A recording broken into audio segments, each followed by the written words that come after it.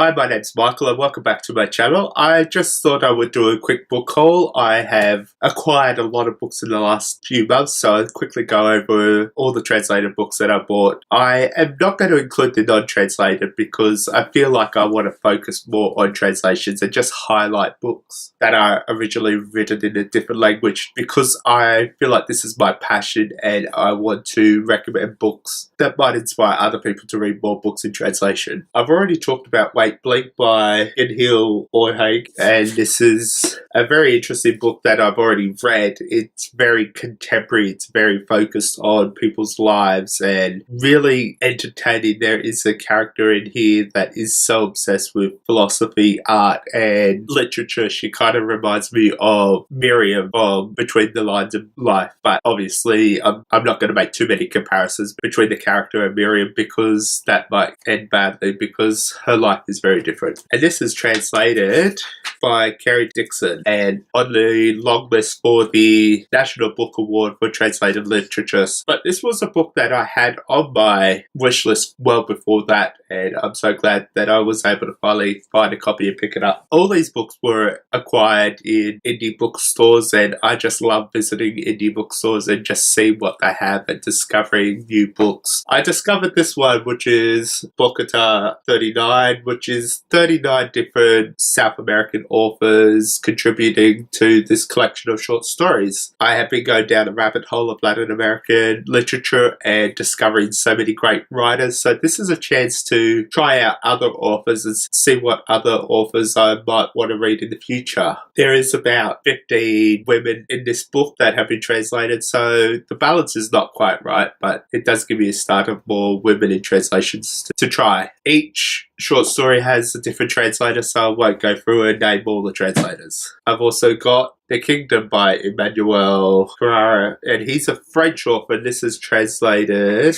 by John Lambert. I've read this author before and absolutely loved him. It was a book called Lemonov, and it's about a Russian politician in a fictionalized account of his life. And this one is more a retelling of the gospel, but it's like a reflection of Christianity on his own life. So that sounds really compelling. It sounds like it's going to blend some ideology and some philosophy and some history of his own religious upbringing, and I'm really looking forward to reading this one. A Life by Italo Svevo, and this is from Pushkin Press and translated by, I really hope I've named the translator somewhere in here, Archibald Colquhoun. And this is a classic Italian novel, I believe.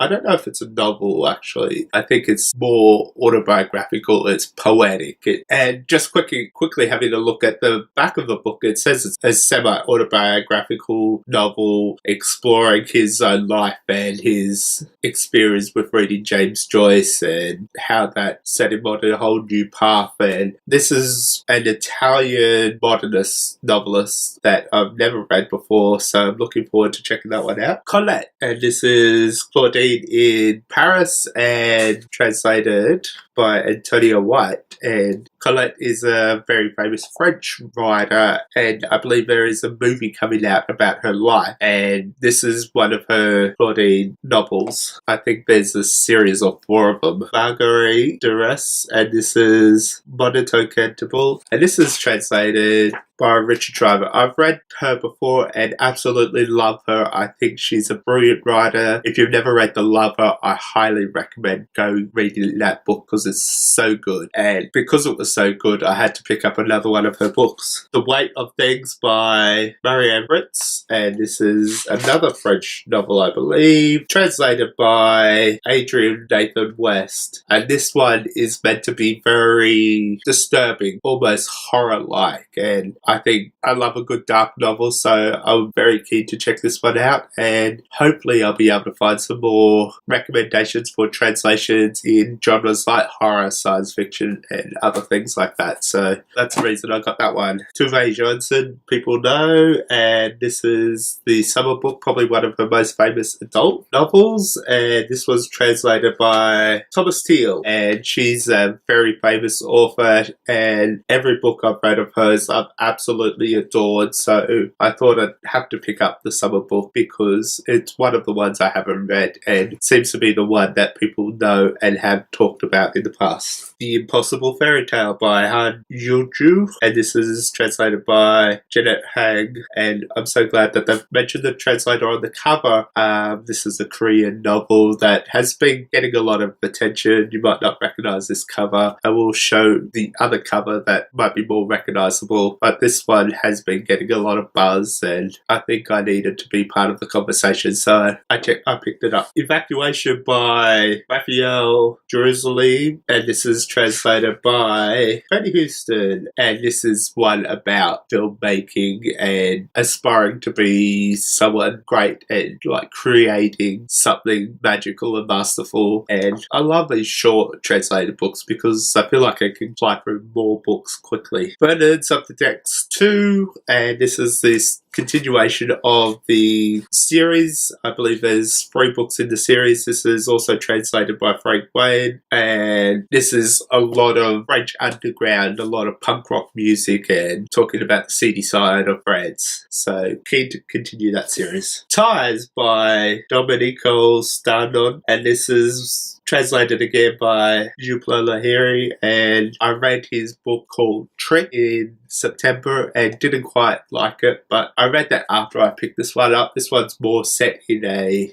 boarding school, so typical boys boarding school shenanigans probably in this one. Hopefully it's more interesting than his other book. Interior Worlds by Tatiana Tolstoya, and this is a Russian book. I believe it's a collection of short stories, and this one is translated by, where is the translator?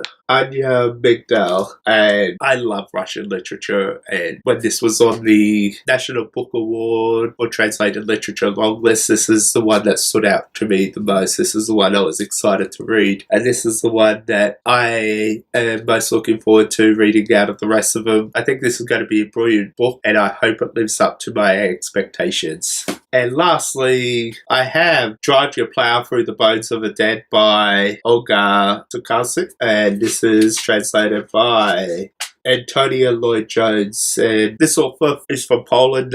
She won the Man Booker International Prize for her book Flights, and this is the next one that's just been translated. I hear this is a literary thriller with some astrology mixed into it, and I am really looking forward to this. I've read a lot of translations that were really great, that were literary thrillers, so looking forward to that. Thank you for watching.